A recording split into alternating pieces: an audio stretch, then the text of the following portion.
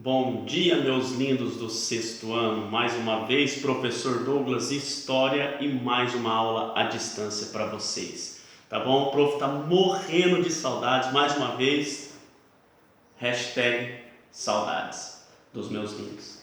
Pessoal, hoje a gente vai trabalhar um tema que eu não sei se vocês recordam, mas lá naquela primeira aula do prof, nós falamos um pouco sobre esse tema, que é o tempo e a história. Gente, presta atenção no detalhe do desenho. O prof é um verdadeiro artista. Isso é uma obra de arte, né? Igualzinho os desenhos do professor Madruga. O professor Madruga deve estar acompanhando minha aula. Depois dá um comentário ali, professor Madruga, sobre o meu relógio, essa obra de arte. Tá bom? O tempo e a história. O que nós vamos ver hoje? Tá? Já é a matéria do caderno 2, é o primeiro capítulo ali do caderno 2, o tempo e a história. Hoje a gente vai ver algumas coisas interessantes que nós já vimos lá no início, mas muitos aqui não recordam, né? Como por exemplo, você sabia que ao redor do mundo nem todos comemoram o dia o primeiro dia do ano, no mesmo ano? Vocês sabiam que não estão todos em 2020? Alguém sabia disso? Isso é uma curiosidade. Tem país que está no ano de 1442. Tem país que está no ano de 5.780 alguma coisa. O Brasil está no ano de 2020. Tem país que está no ano de 4.178. Como assim, professor? Não entendi. Não é 2020 em todos os lugares do mundo, gente. Vocês sabiam disso? Professor, isso foi bombástico para mim. Não estou acreditando. Não, mentira. E é sério, gente. E daí vai depender de cada calendário que aquela nação adotou. Por exemplo, o nosso calendário é o calendário cristão. É aquele calendário que tem aquela divisão antes de Cristo, depois de Cristo. Então vai desde a criação do mundo, desde o jardim do Éden até Jesus. E vem contando na decrescente no nosso calendário, tá?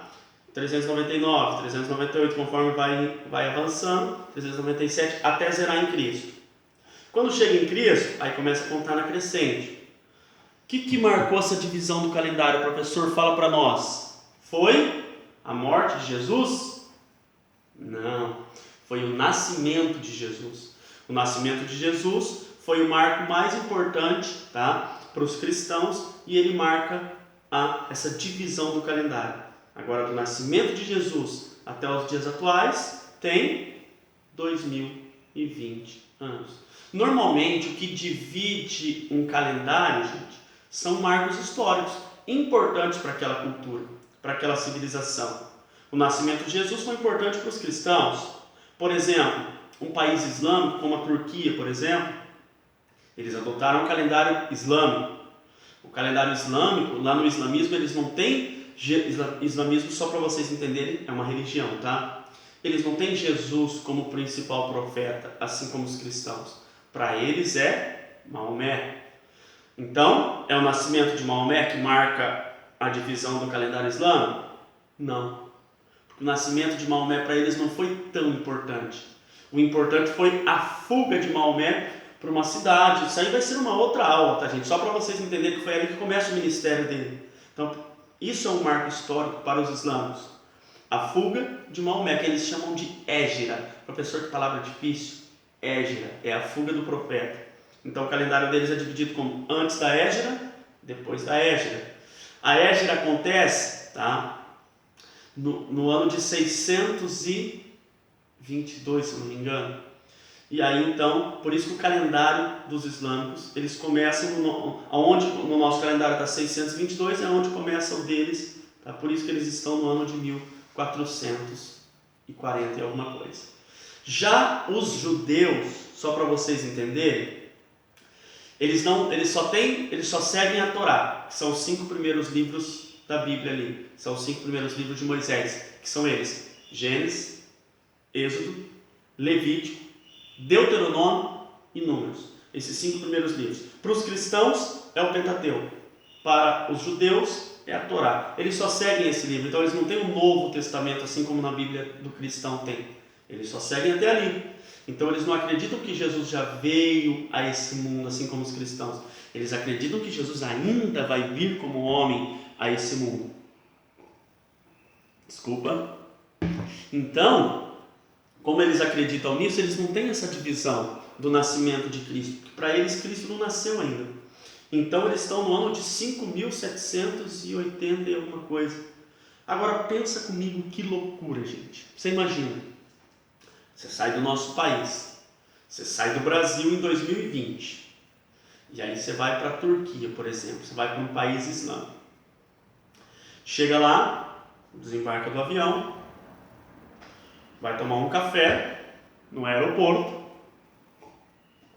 e pede um jornal da época.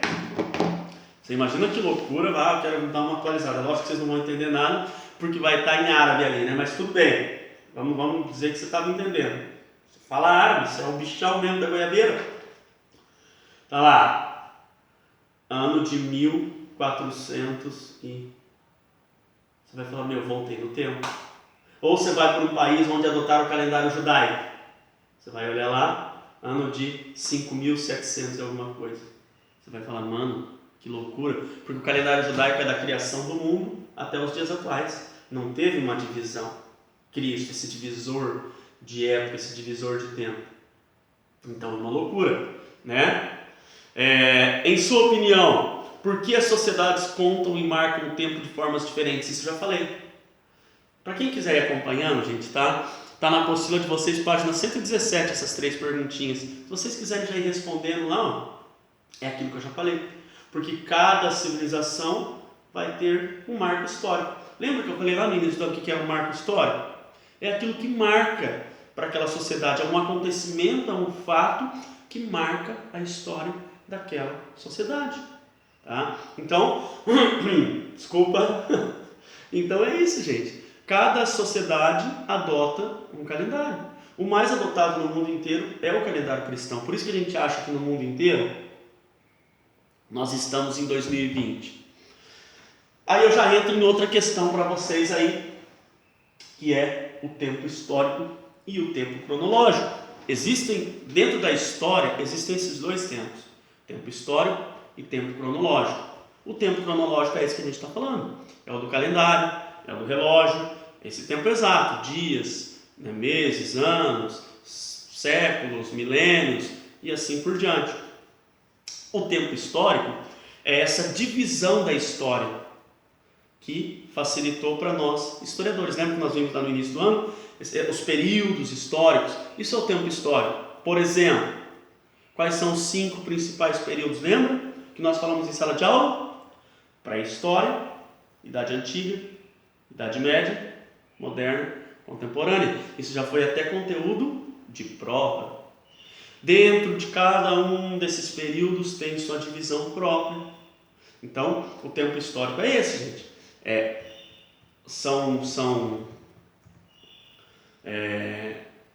aquele tempo que...